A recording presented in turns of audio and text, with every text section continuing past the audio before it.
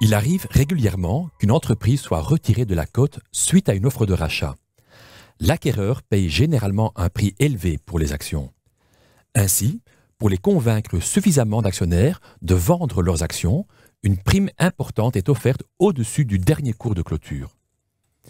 Bien souvent, cette prime est supérieure à 30%. Les investisseurs qui optent pour des investissements de longue durée voient parfois une de leurs actions préférées disparaître de la cote.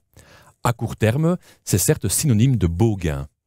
C'est aussi la raison pour laquelle les investisseurs actifs, les fameux traders, partent à la recherche de proies potentielles.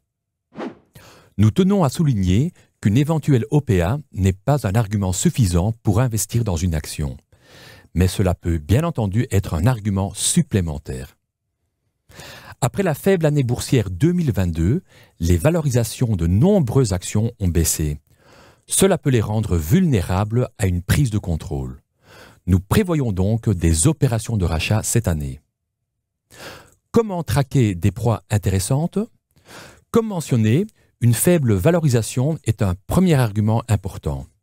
Par conséquent, gardez un œil sur les actions qui ont récemment été sanctionnées.